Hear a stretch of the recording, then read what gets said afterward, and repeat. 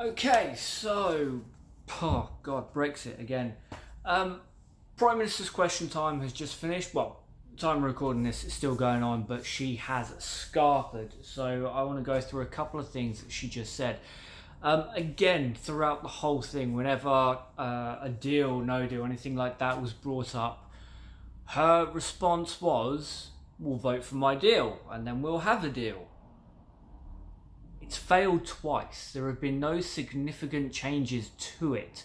The only real change between the first and the second one is that there would have to be legal process followed with the backstop with Northern Ireland. In the first one, that wasn't written down, but we would still have had to have gone through it. In the second one, someone bothered to write it down. Doesn't mean that we wouldn't have had to have done it before, but that was the change. And again, Theresa May has done no real changes to her deal, but she has had backdoor meetings with hardline Brexiteers in her own cabinet, in her own party, not to help the country in any way, but to protect her party, because that's what she's concerned with. When challenged on a number of things, she came out and spat out lies, saying that it's the Conservative government and that Labour can't stand it when the Conservatives do good things for the people, like living wage, like enhanced workers' rights and tax cuts. So here's the issue with that. Minimum wage, living wage, yes, that's a little bit higher, but it's not in line with inflation. MPs recently got a £2,000 pay rise, meaning they are on almost 80k a year, whereas the rest of us have a living wage that you can't really live on. You certainly can't buy a house off your own back with that. You can't do any number of things that these people take for granted. And in addition to that, MPs have a £70 a day food allowance. So no, you don't get credit for having a living wage because it's not in line with inflation. It's still below what we actually need. Enhanced workers' rights.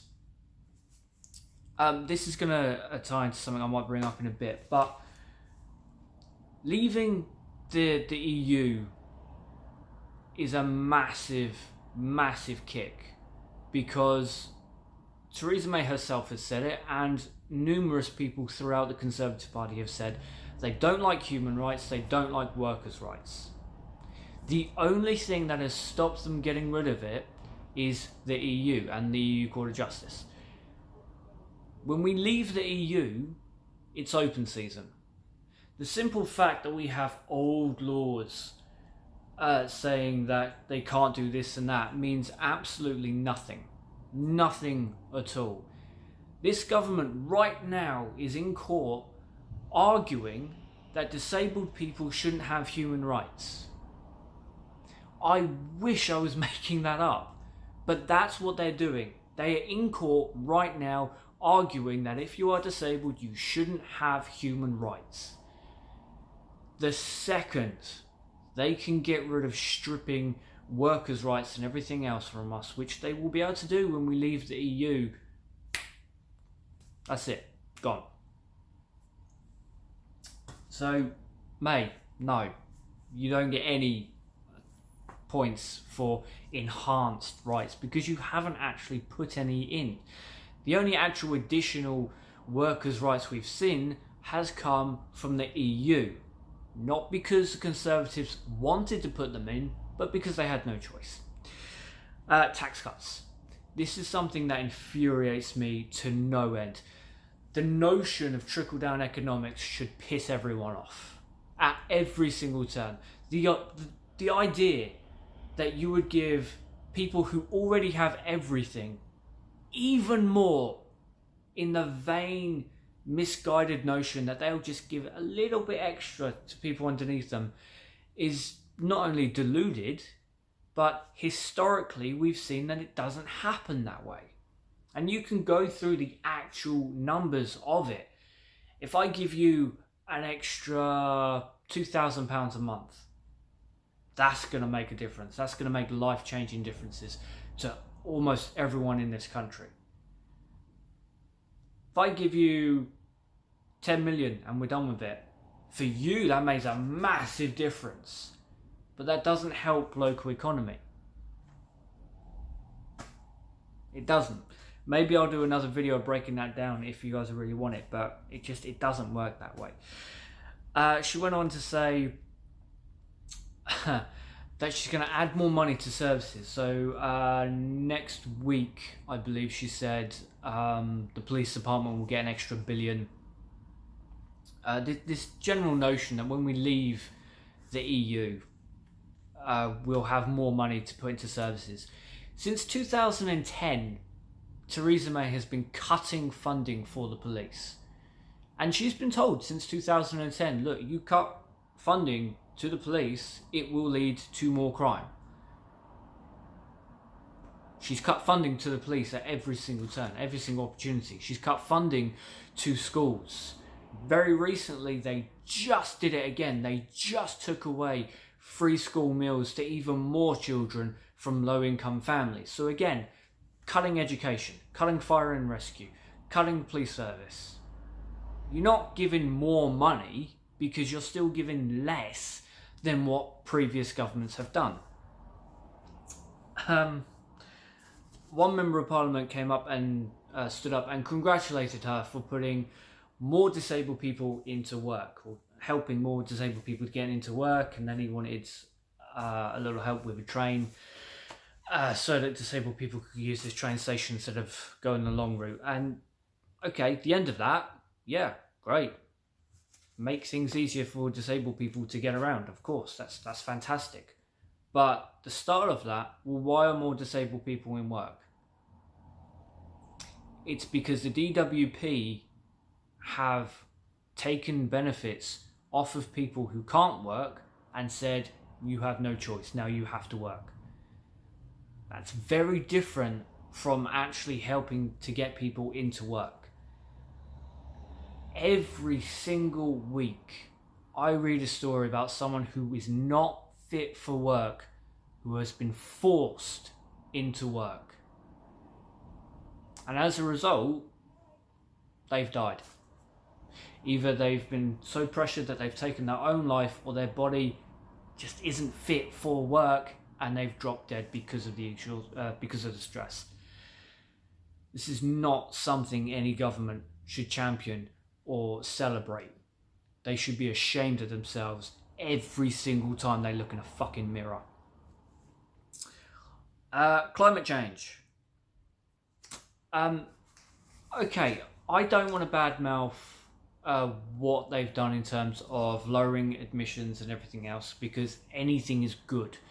But Theresa May can't really champion that either, because first off, we're not meeting the targets we need to be meeting. Secondly, only a few months ago, she gave the green light for fracking in the UK. So, no, you've not really done anything good. And there is a story I want to put out. Hopefully I'll get around to that today or tomorrow. Of a part, I believe it's in Scotland, where they are using renewable energy, and it's most of their energy consumption. We have the technology to produce energy from the seas, from the wind, from the sun. Any one of these things by itself is a bit crap, but all three together is phenomenal. We have the technology, but Theresa May has taken a lot of money from fossil fuel industries because that's what Conservatives do.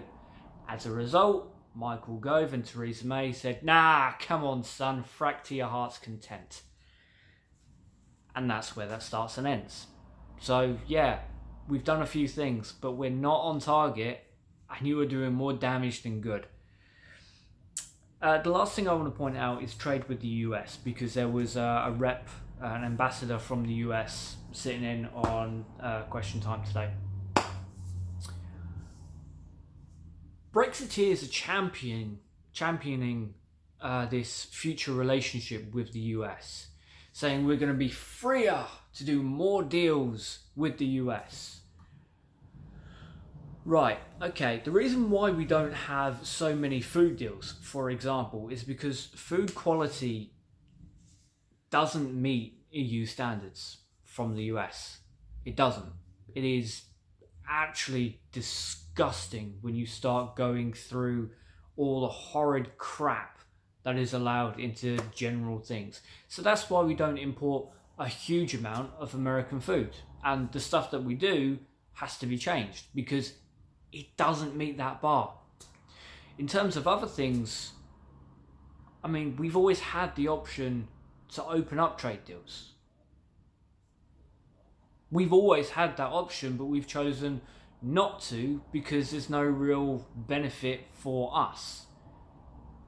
American lobbyists have come out and said they will strip us of workers' rights because workers' rights is not a good thing for a corporation, and that's what their interest is.